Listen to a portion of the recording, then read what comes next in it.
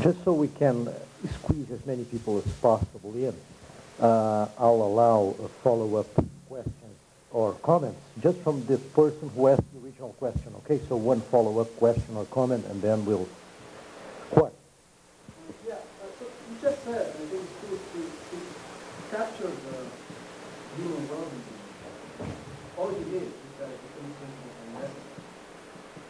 It can be necessary without being knowledge of pure. So for instance, you think that make is correct is not reliability, but actual reliability. That's going to make it necessary.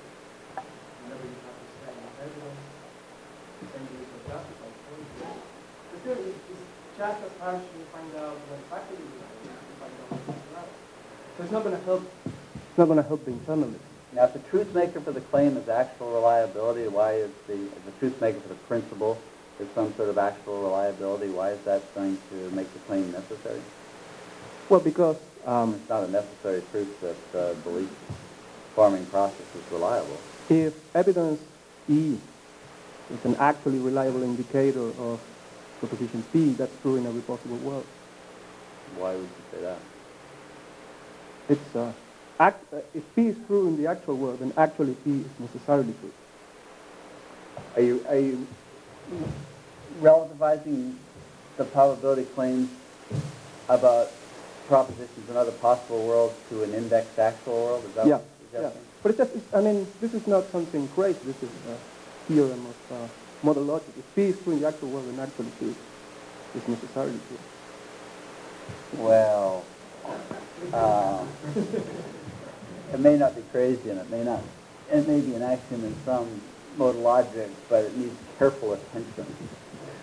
So, I mean, adding the adverb actually doesn't do a whole lot of work. So, if you say someone wearing black again, and yeah, he actually is, you didn't turn that into a necessary truth by adding the adverb actually. Yeah, actually it's ambiguous. Yeah, I agree. But I mean, so this is what you're claiming is necessarily true, that if a given process is reliable in world W1, then in all possible worlds it's reliable in world W1. And if we define, this is what Goldman thought about doing once, right? So if we define the reliability, define the justificatory status of belief in terms of what's reliable relative to the actual world, in all possible worlds, then even when we're in demon worlds, the people are perfectly justified in believing what they're believing, because they're believing the process is reliable in the actual world. But now suppose, like trying to get Ernie to suppose, that you can't suppose it, but suppose that the actual world is the demon world. Okay. This was just an example. The general point is that epistemic principles are necessary. It doesn't mean that they are any easier to, that they are knowable a priori. So if you don't like the actual reliability route, then, I mean, we can talk about it, but, yeah. But the general point is independent. I actually think all necessary truths are knowable a priori. That I know it's not a very popular view these days. Lots of people think that water is H2O is a necessary truth, but I don't think it is a necessary truth. Lamp? I wanted to ask what you thought. I wanted to ask what you thought of a friendly amendment to inferential internalism. Right, so you say that I'm inferentially justified in believing P only if I justifiably believe E, and I justifiably believe that E makes P likely. So on that second condition, would it be good enough if instead of justifiably believing that E makes P likely, I just have justification for believing that E makes P likely? I think that actually makes an important difference. And I'd be happy with that amendment. What we're trying to define is we have to make that distinction between there being inferential justification for me to believe P on the basis of E and my inferentially justifiably believing P on the basis of E. And if we make that distinction, then I'm happy to accept the amendment. If instead, though, we actually want the belief to be inferentially justified. We don't want it to be justification that there is inferential justification for the person to have the belief. I'm not so sure I'll accept the amendment, at least for this highest level, this best sort of justification I want to start with. Now, once we start allowing derivative justification, I think, in fact, I'm prepared to strip away all sorts of requirements. So it may even be the case that in a less intellectually demanding context, it's enough that the person does have the habit but to infer P from E, where there is in fact the probability relation Right. To render the belief derivatively justified. Okay. Or did I mean, Yeah, I don't want to ask about the habit of inferring P from E, but about whether or not you have justification for inferring P from E. And I think... But you're making that distinction between there being justification for you to believe P on the basis of E and you're justifiably believing P on the basis of E? Yeah, it was actually a happier way of putting the distinction is between your having a justification for believing P on the basis of E, on the one hand, and you're justifiably believing that P makes P likely, on the other hand. And the reason I think inferential internalism might be easier to swallow in the first version than the second, right? The version that requires the first thing rather than the second thing is because, at least for some of us who are attracted by a certain kind of Solarzian view of understanding, part of what's involved in just understanding the propositions E and P is having justification for believing a certain kind of probabilistic connection between the two, right? Or that one is inferable from the other. Yeah. So if you're I don't know that you're attracted by this view of understanding at all, but for some of us who are, inferential internalism becomes a lot easier to swallow that way. Paul, Ulrich? I think my point isn't just terminological, but it begins with a terminological point. I mean, we speak of these two interpretations of epistemic probability, relative frequency and the Keynesian view. But I would have thought one would say that there's the formal probability plane, the probability of P given E equals X. And then there are various interpretations of that. Now, one of them is relative frequency or propensity type of stuff. Another one is the so-called logical interpretation of Keynes and Carnap.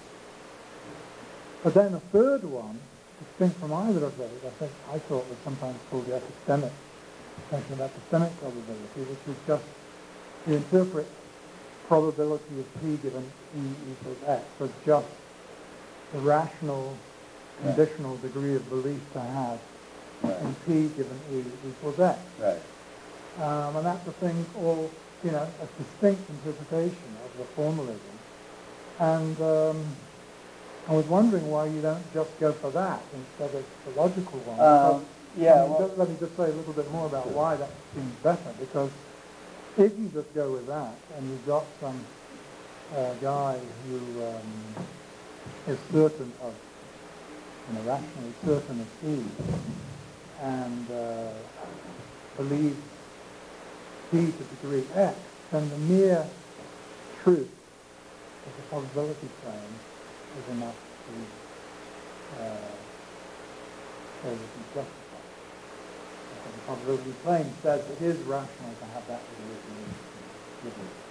Whereas if you have if what's in the background is this logical fact, then of course the fact in itself isn't good enough because the person has to have some awareness, but then awareness is a bit of a fudge because in this probabilistic context, it's a question of what the person's degree of belief is in it. Well, anything less than certainty is going to screw things up. Well, anything that involves inferential justification is certainly going to screw things up. I'm not sure that it's going to get screwed up if it involves non-inferential justification understood in terms of awareness that still allows for fallible belief. But that's a long story. But let me return to the first part of your question. There was this is what you can say when you read abbreviated versions of the paper. There was a whole section in which I talked about that alternative that got cut out for reasons of time. I mean, this is very much, I think, the kind of approach that somebody like Chisholm would take, where if you really pushed him hard enough, I think he'd be willing to claim that his epistemic principles are synthetic necessary truths, knowable a priori. It was really hard to get him to say that, I always found. But I think that's what he really believes in his heart of hearts, anyway. And the reason I don't like that view is that it certainly invites the question, well, if you are justified in believing E when you're certain that E, let's say, why? I mean, what is it about what you believe when you believe E and what you believe when you believe P that makes it the case? I mean, even necessary truths need truth makers, I think. And you need to figure out what it is in the world that's going to be the truth maker for this claim. And if it isn't something to do with what it is you believe, the content of your belief and its relationship to the content of your conclusion, I'm puzzled as to why it's supposed to be the case that when you, the one belief has a certain epistemic property, necessarily the other belief has an epistemic property. It seems to me it might be a fatal mistake, but what the Keynesian tries to do, and the reason the Keynesian thinks this relation of making probable is ideally suited to the work of epistemology, is that we're finding a constituent of the truth maker for the epistemic principle. The reason you're justified in believing P when you're justified in believing E is that there is this relationship between E and P, and you're aware of it. Just as you say, I mean, you could advance epistemic principles that are the counterpart of entailment relationships, right? You could say, look, it's just, don't confuse my claim about P entailing Q with the claim that you're justified in believing Q when you're justified in believing P. But the obvious answer to the question of why you're justified in believing Q when you're justified in believing P in those circumstances is that P does in fact entail Q, and you see it. Were it not for that, you wouldn't be justified in believing Q on the basis of P, even if there is the entailment there.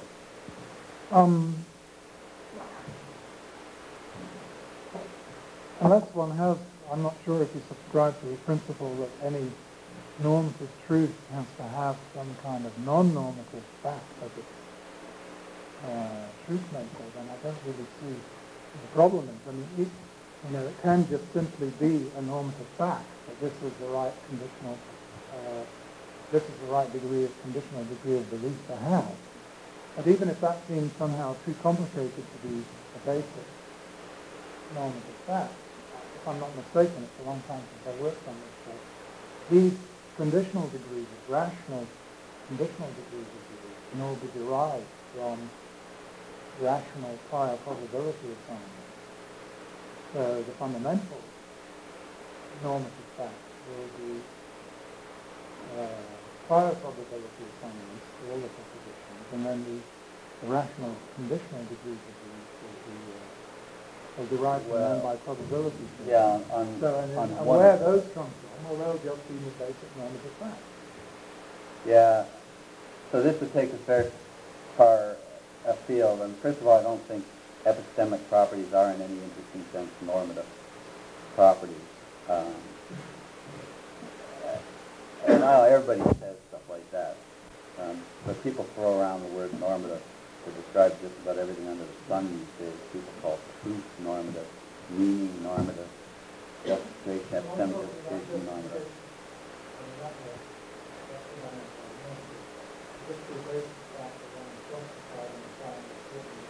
Yeah, you could take being justified to be a primitive property, and you could claim that there are necessary connections between primitive properties that attach beliefs. So, although it's not just the property of being justified, it's the property of being justified in believing P. It's that complex property that would have to have this necessary connection to this other property being justified in believing Q. And if you think that's where the analysis should end, and you're happy with it ending there, then maybe that's the As approach. I'm saying, it doesn't have to end there. You can Yeah, but you derive don't want to that, end you it can with derive prior that from the probability. prior probability of capturing a certain degree of belief between the proposition. Yeah, but I think unless you're The Bayesian, rationality. you go with priors and try to get everything from priors and conditionals. And as you know, Bayesians have no principled way of getting their priors. They just sort of pick them. So go ahead. No, that's a polemical comment. Yeah.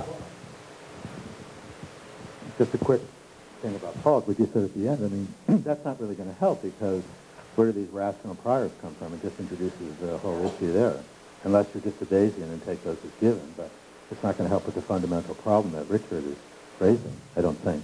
But we can talk about that later. The question I wanted to ask Richard is it, I want to make sure I understand, isn't it true that anybody who isn't sort of a strong sort of translational reductionist about reasons, who believes that we do have reasons for believing some things, has to believe in Keynesian probability relations? What would be a view that accepted there were reasons, but didn't have a strong reductionist account of it, that didn't accept Keynesian probability relations? I think. It did not have Yeah. There couldn't be, as I understand the notion, there couldn't be, because whatever, a Keynesian probability relation is just essentially the relation of one proposition making another one reasonable. And if you don't have a reductivist account of that, then you believe in these relations.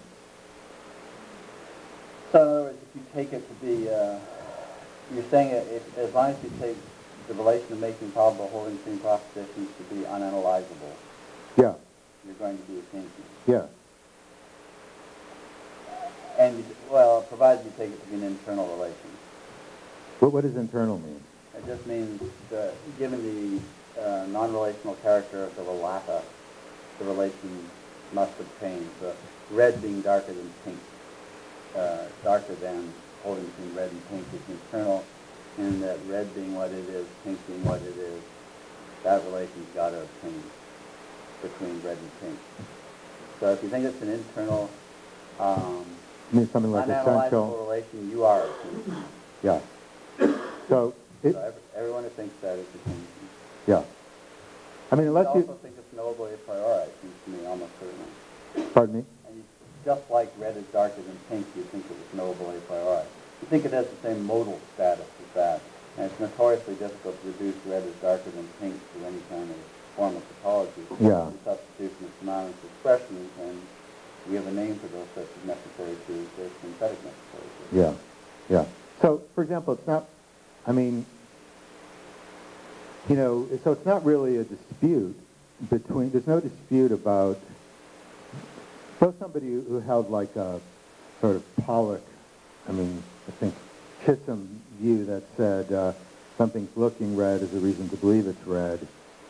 You don't need a reason to, you don't have to have some independent justification for believing that red things that look red are red. That kind of a view, and then say a view that said, no, you do have to have some independent reason for thinking that things that look red are red. There's no dispute between those two views about whether or not there are Keynesian relations. Assuming the second view isn't a reductivist view that says what it is for something to be a reason is analyzable in the frequency sense. Well, I'd like to think that, but I actually think Chisholm would agree with Paul's suggestion that we're not getting anywhere by talking about probability as a relation holding between propositions. To the extent to which we want to say something interesting in epistemology, we should take some epistemic concept as fundamental, but Chisholm likes the comparative notion of being more reasonable to believe than, and formulate a set of principles all dealing with that concept or concepts defined in terms of it that are claimed to be necessary truths, presumably knowable a priori, even if you didn't have to know them in order for your implicit application of the principles in reaching conclusions to be justified. But if you ask Chisholm, wouldn't you like to just translate all this talk about when you're justified in believing one proposition upon being justified in believing another? Don't you really think this is best explained or further reduced to talk about relationships between propositions, which relations you can know non-inferentially? He'd say no. And I don't know exactly. I never did figure out, I don't know, does anybody else know why he thought this was such bad news? You know any? Yeah, I tried to find out a couple of times, but just kept shaking his head, thinking that was a mistake. Probably, he may have been Ramsey. He thought, I don't know what the hell you're talking about when you're talking about probability relations. But this is really the same issue about, well, I guess he did know what he was talking about when he was talking Yeah. about this.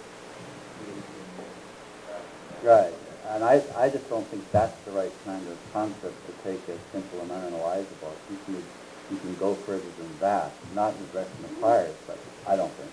But in terms of this other relation holding between propositions, I think that's the most possible way to go.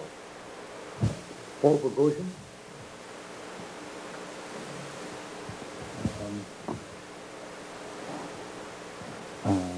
I was going to ask about this kind of stuff, but I think I'll ask about the Carroll regress problem instead. So the inferential internalist view of deductive inference would say that you've got to be aware that your modus ponens premises entail your modus ponens conclusion, and there looks to be a regress looming, but one says, look, you've just got to know that.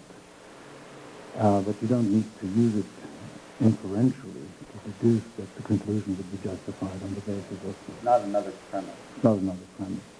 But it is a knowledge of basically a conditional. If the premises are true, the conclusion's got to be true. And it's hard to see how one can bring to bear knowledge of the truth of a conditional or something of that sort on the justifiability of that inference without discharging the antecedent. I mean, if I said, look, I know that the streets are going to be wet because it's going to rain, and somebody says, well, that it's going to rain because there are dark clouds, and somebody says, no, you've got to know this conditional that there are dark clouds and it's going to rain. It's hard to see how to bring that to bear except inferentially. So, yeah, but don't you think, it depends what kind of conditional we're talking about here. Here we're talking about material implication with a box in front of it. And don't you think it's more perspicuous, probably don't, but don't you think it's more perspicuous to think that in knowing that conditional just is knowing the entailment?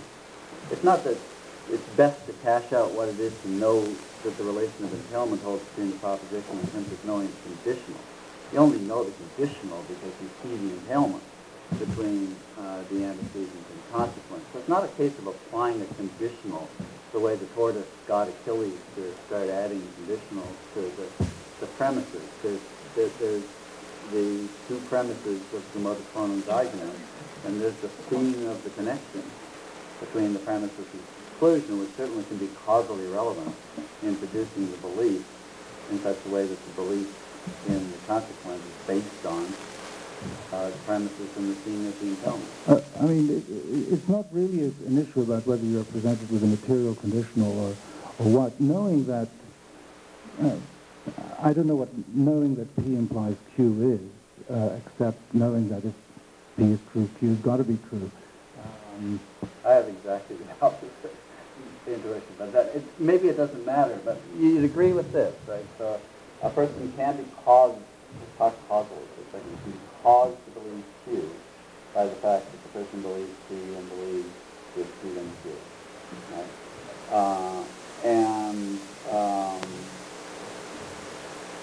That's a different causal connection than being caused to believe, seems to me, Q by the fact that he believes P, believes with P and Q, and is aware of an entailment relation holding between P and the P and Q and Q. And if those are different, the inferential internalist is simply suggesting that, based on kind of commonplace examples, that you can find those cases in which the entailment holds. The belief in the proposition to do the entailing is there to justify belief. So we have this strong intuition that the belief in the conclusion is not justified, and the inferential internalist has an account of what's missing in producing the belief, namely this other condition. You say, well, but wouldn't he actually use it as a premise? And the answer is, that's not my view. I'm an inferential internalist. I'll make the view what I want it to be, and it's not an additional premise, as I don't want to be in the position of Achilles.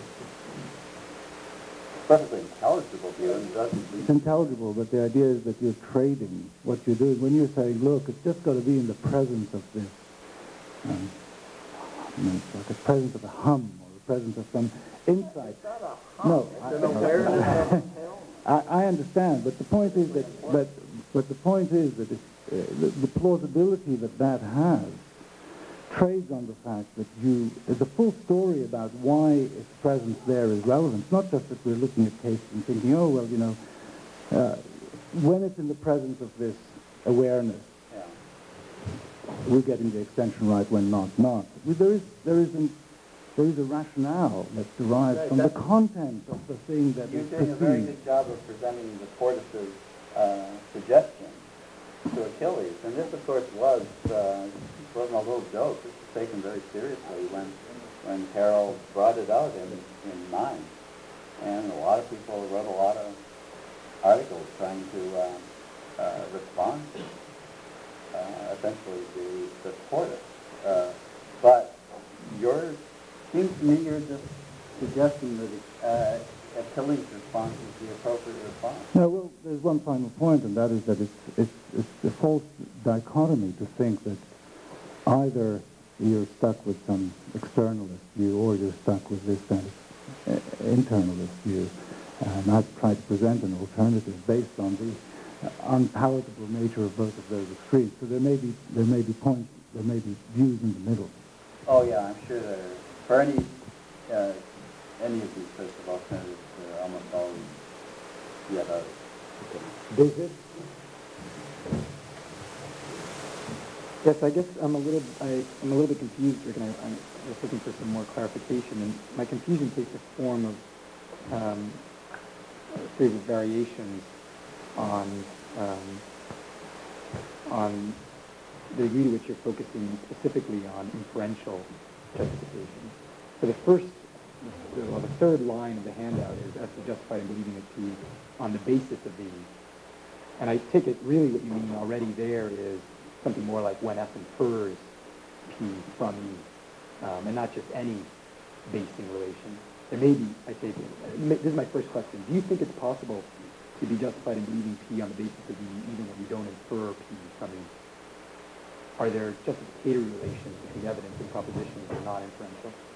The probability relations between propositions and evidence, even when one doesn't evidence and conclusions, even when one doesn't infer the conclusions from the evidence. One can be caused by the truth maker for a proposition to believe some conclusion without inferring the conclusion from the proposition. If one says that a proposition, if you think of basing as a causal relation, which I guess I do, I can't think of any alternative, to say that a proposition E causally induces someone to believe P strikes me as really odd. I don't even know what that would mean. And evidence always has to be proposition. The way I'm using the letters E and P, they're saying propositions. Now you stick the fact that in front of E and talk about a situation in which somebody believes P based on the fact that E, and one understands that basing in terms of causation. One might still be able to think of it as a type derivatively inferential. The fact that E is a truth maker for. I was imagining someone thinking of experiential states, sort of Yeah. value for E. Yeah. Again, I don't.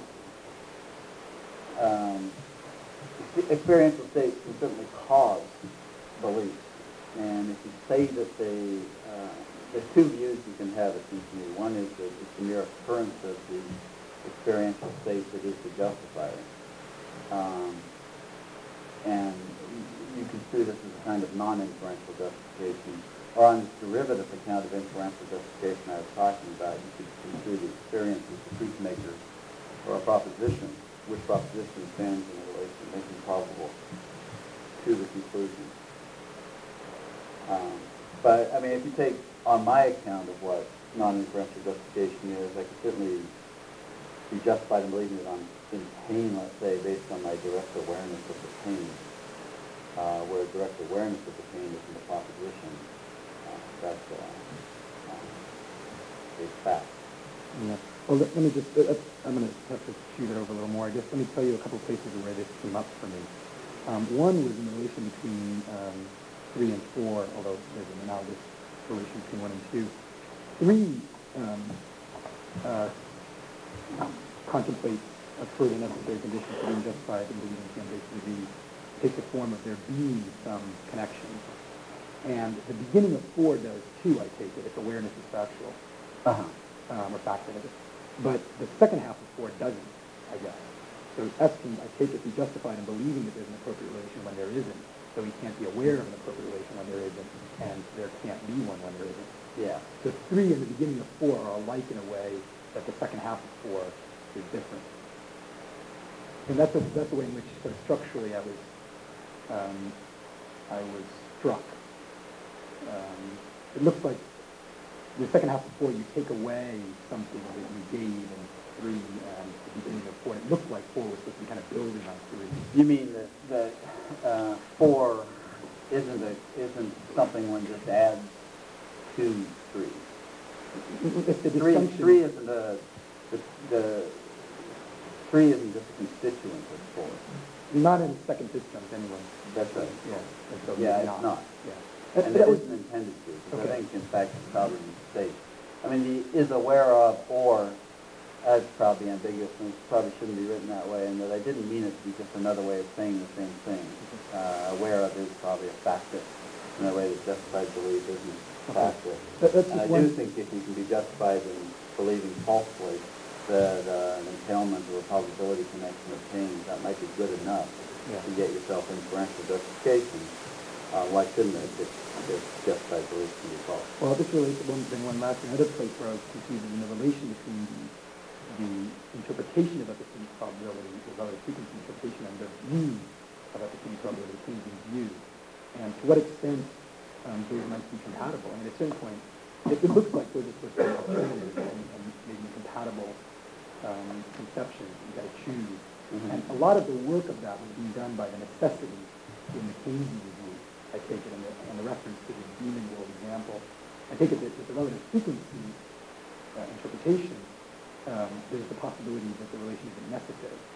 Because in some worlds, mostly when you get the antecedent, you don't get the go into a fact. Unless we, relative argument. But so I take it a lot of the work between the concepts is being done in necessity. But there's something interestingly different about what's going on in the two cases, because in the relative frequency interpretation, the epistemic, I mean, you might as well have called it a relative frequency interpretation of probability, because if you actually look at what you give, the idea of an epistemic probability isn't doing any work there. It's just a claim that you say in claiming that P is probable relative to E, where certainly E and P constitute a pair of propositions, and then from then on, it's just relations between the propositions now. Yeah, it's a purely reductive account, just as on most externalist accounts. It's a little tricky because, I mean, some, like Goldman, actually claim that they're not offering a reductive account, but that's kind of concept, and everybody ignores what he says and just treats it as a reductive account of justification. So let's just talk about those reliables that purely they're willing to identify being justified with being reliably produced. You could say the same thing. You could say, well, gee, it's weird to describe this as epistemic justification. After all, when you got going and told us all about what justification is, you never used an epistemic concept. To which, of course, they respond, well, yeah, but I'm reducing the epistemic to the, well, you don't want to say it this way, non-epistemic. I'm doing what looks like reducing the epistemic to the non-epistemic. I'm giving a kind of naturalistic account of epistemic concepts. And that's what you're trying to do, it seems to me, on this parallel interpretation of the probability that's relevant to epistemology. It'll be probability as it relates between propositions, and then you'll sort of borrow all the apparatus of the frequency theory to make that clear. Just on your first point, though, as far as the dissimilarities, the other huge dissimilarity that people point out, and this is to the detriment of the Keynesian, what Russell hated most about it. He had a love-hate relation with the Keynesian notion of probability. Maybe it's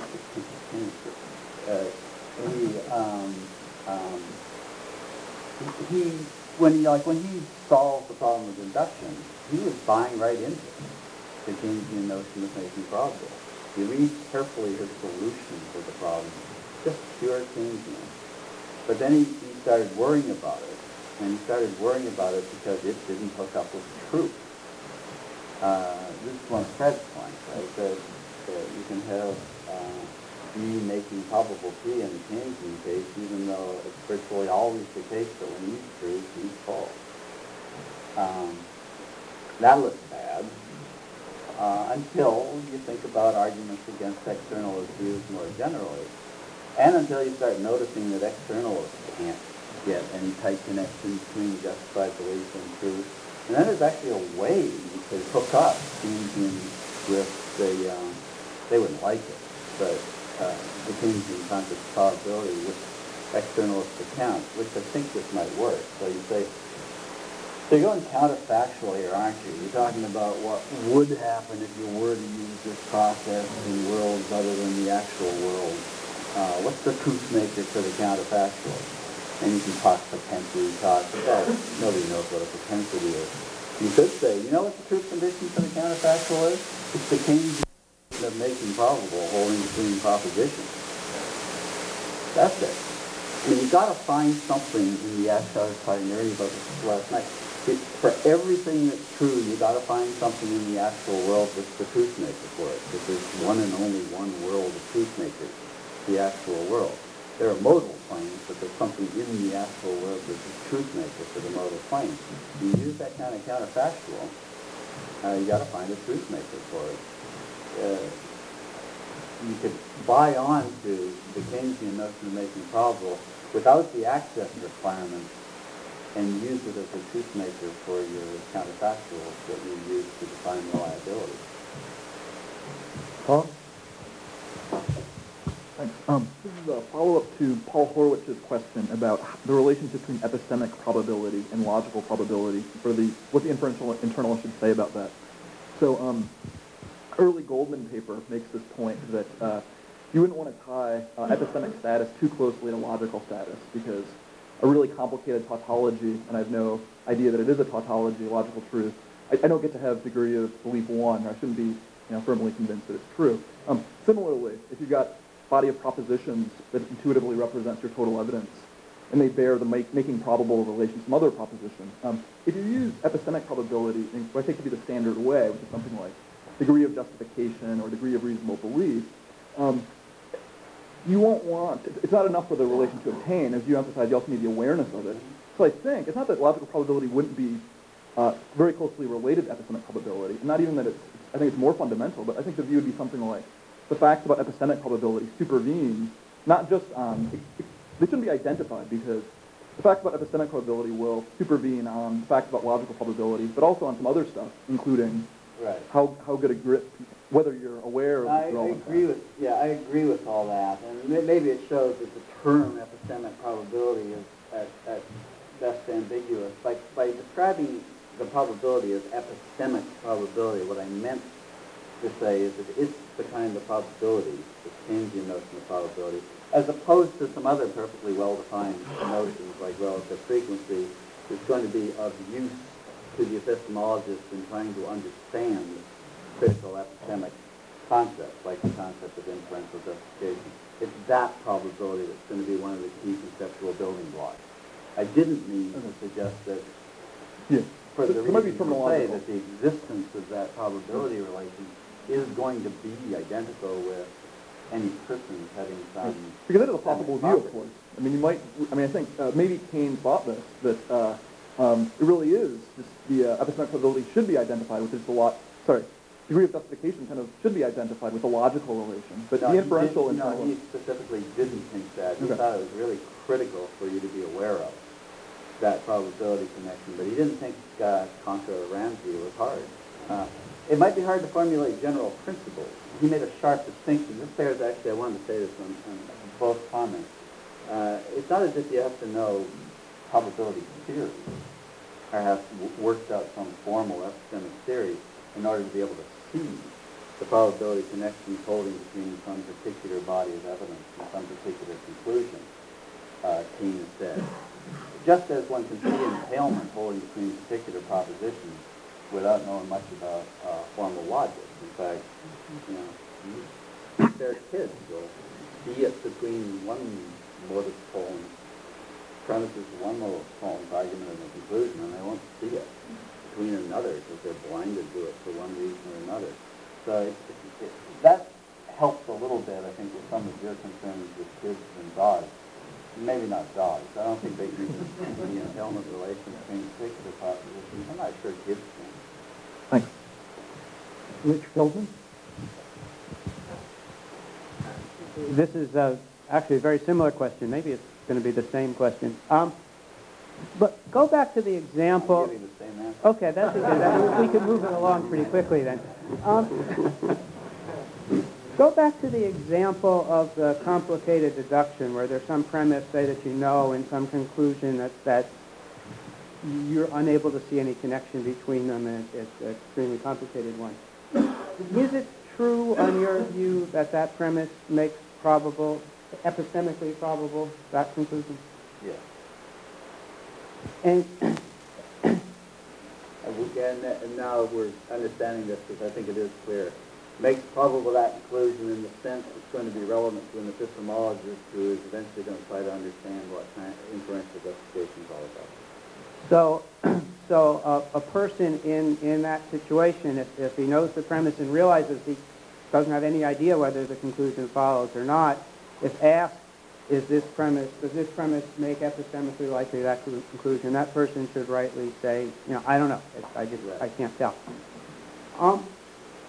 What I'm wondering about, though, is that in the other examples where the relation is contingent, you don't say the same thing. So say the connection between smoke and fire or whatever, you might say, well, gee, I don't know whether smoke makes epistemically likely fire, and the person who's making unreasonable inferences is taking it to make it likely when he or she shouldn't, but that there still is the relation. That is, why not? So another way to get at the same point is you took there's two examples that look in certain ways perfectly analogous. The person who has no idea whether there's a connection between smoke and fire and sees smoke and concludes there's a fire, whatever your other examples, and the person who looks at a premise and draws a conclusion having no idea. And in one case you use the fact that the conclusion isn't justified to sort of get us to say, oh yeah, that premise doesn't make epistemically likely that conclusion. And in the other case, you won't do that. You say, well, still it makes it epistemically likely even though the person doesn't see it. You treat those cases disanalogously, and I'm not sure why. And I'm just, to go on the record, I would want to say, well, in the premise, even in the deduction case, it doesn't make it epistemically likely. You don't think entailment's the upper limit of... Right. Just a different relation. Yeah. Unfortunately, the answer to this question might be a little long. I had a different reason for talking about smoke and fire, or litmus paper, and specific solutions. That was simply in the context of admitting Humer's point that when one does start looking seriously for a relationship between premises and a conclusion of the sort that Keynes might be interested in, you better make sure you've got all the premises, right, not just a part of the premises. Because in the case of enzymatic reasoning, even the people employing the reasoning, realize perfectly well that there is no, it's not that they're agnostic about whether there's a probabilistic connection between their premises and conclusions. They're not agnostic. They know there isn't one. They should, and when you make a few easy distinctions and browbeat them for an hour of philosophical views, you can get them to say, there's no probabilistic connection between that by itself and the conclusion I'm trying to draw from it. And the other case you were describing, you were thinking of a person who was in fact genuinely agnostic. Now there could be, I agree with this, there could be, contra to humor, I could have argued this if I wanted to, but I thought he was right at this. I could have said, no, the end-cell reader actually thinks, mistakenly, that there's one of these critical probability connections. I think this is a good argument. And I have a colleague who thinks that, well, lots of people think that. People talk about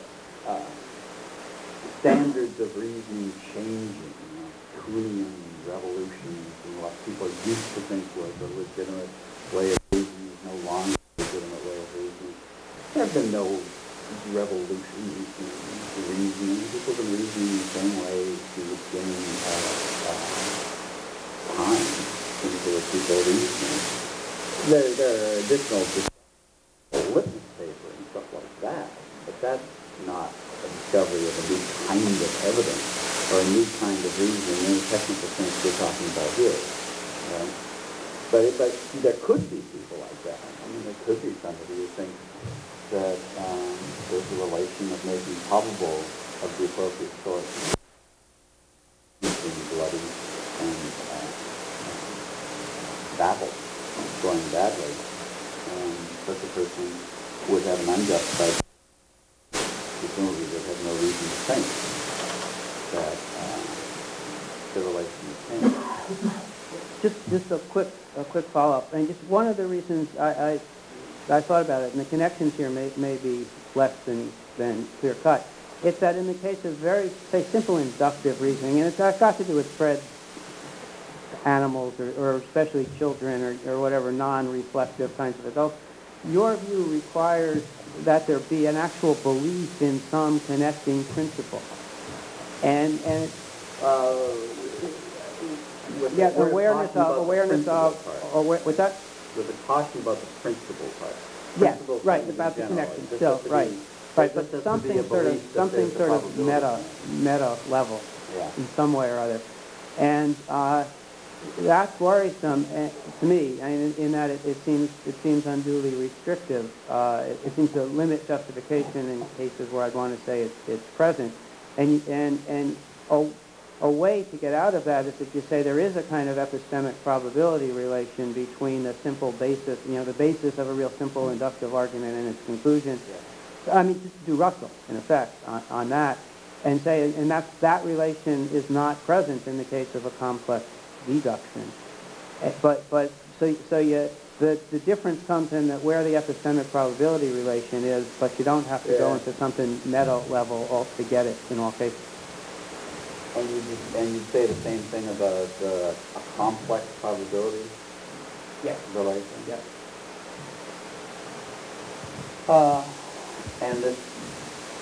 And you got an analysis of this and how it's different from the others. So you've got you might have two internal relations which might deserve the label making probable holding between propositions, but one of them to make epistemic probable relation and one of them to make probable relation. Yes, I'm following it. Yeah, I've never actually thought of that view, so we'll have to talk about it. Amy, Stephen?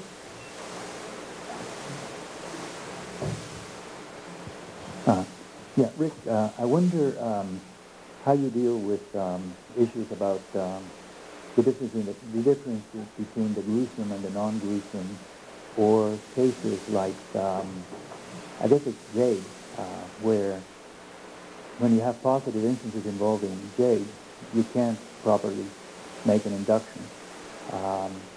So I think this raises questions as to the a priori accessibility of these relations.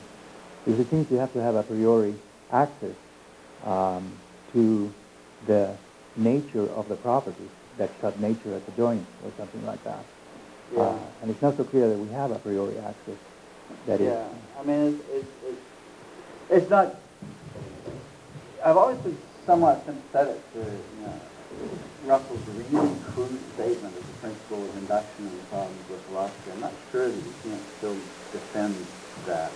Now, of course, you'd have to emphasize immediately that from the fact that P makes probable Q, it doesn't follow that P together with anything else makes probable Q. And in cases like blue-green paradoxes, is one way to handle it. There's something that immediately springs to mind as the additional proposition would defeat the initial, which would give you a conjunction of propositions that no longer stood in the probability relationship to the conclusion. So I even think people are like driving along in their car are noticing that they haven't run out of gas yet, they haven't run out of gas yet, they haven't run out of gas yet, and conclude that they're never running out of gas. If that's all the evidence they have, right, that there's this thing called gas in the car, and that they still got gas in the car as they keep going, if that's all they knew, then it seems to me it's not at all clear they wouldn't be perfectly entitled to think that they're not running out of gas. It's just not all they know. They know all kinds of things that bear on the subject.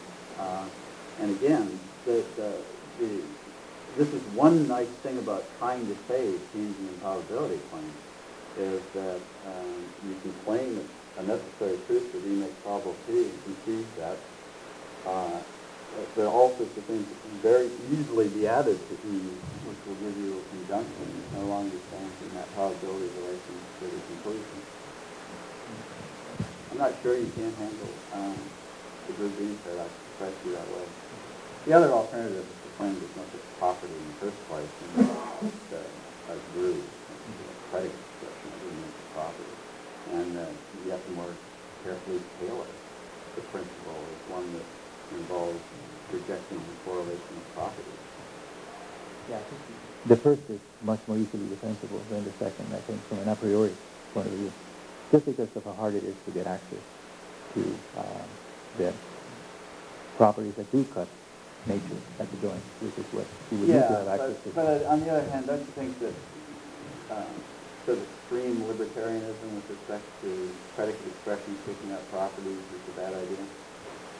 Or do you think every single well-formed predicate expression picks out a property? That's what you think? No, I'm asking you that. That's what you think. No. Well, so we got some work to do anyway, and to figure out when predicate expressions do pick out properties and when they don't. And if we do that work, why can't our principles incorporate the results? Well, one of the ways to distinguish between the gruesome and the non-gruesome is in terms of what the natural properties are, that is, the ones that do cut nature at the joint. And it doesn't seem plausible you're going to have access to that a priori. That is, we don't see through the nature of all properties with the mind's eye. Well, yeah, I mean, it certainly depends on how you do it. If you think that the natural kinds are the ones that play critical causal roles, figure in lawful generalizations, yeah, that would be hopeless. But that's a hopeless view. You really think you should cut the world that way? Well, the question would be, what would the alternative be? Yeah. That would...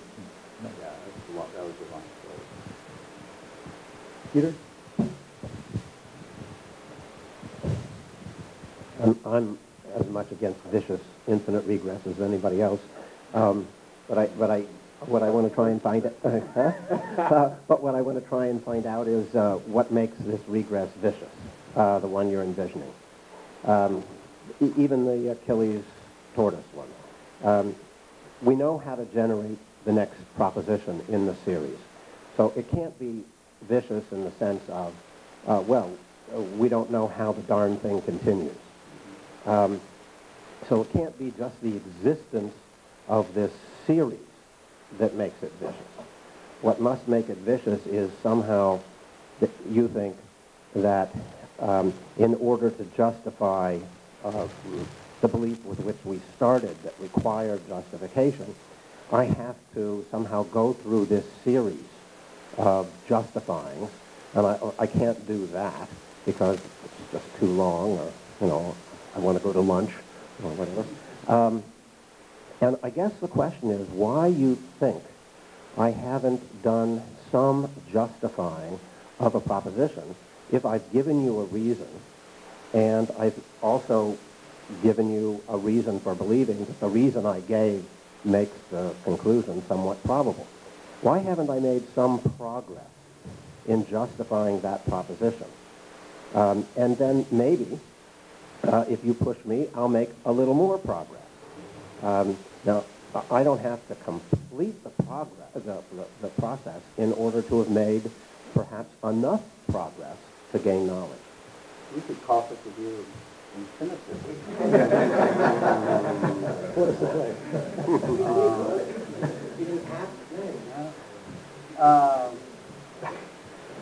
Well, the short answer is that if infinitism were a possible view, everything you said would be true.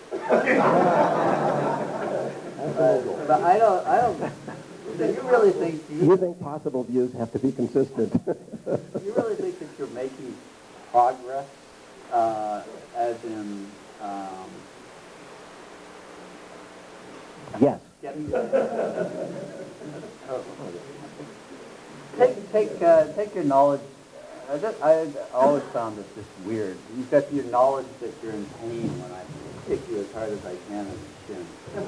And you think, well, I've got some justification for thinking that I'm in pain, but when I come up with this argument, I am writhing and screaming, and blood flowing from my leg, and usually when that happens, I feel severe pain. You think you're getting yourself in a better epistemic state from that?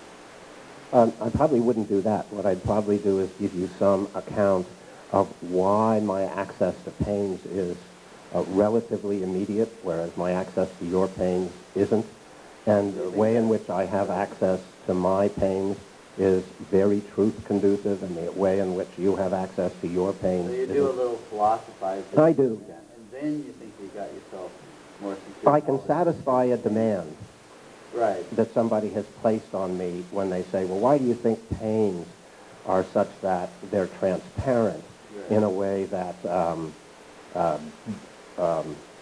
bruises on my body or my bleeding isn't? I understand the sense, and I mean, it's a very interesting view, and I understand the sense in which you can satisfy demands people place on you.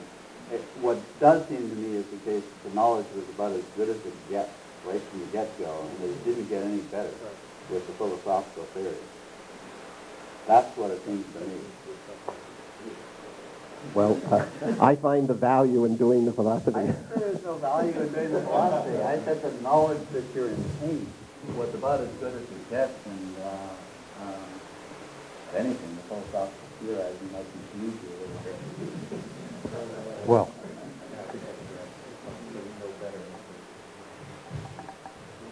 anybody else? Well, now that we've seen that infinitus may not be a tenable position after all, maybe we should pause for lunch. And no, you didn't say that. No, I'm just adding that. There is a problem after all for infinitus. So why don't we stop here and go to lunch now, and we'll be back by 2:30, which is the plan.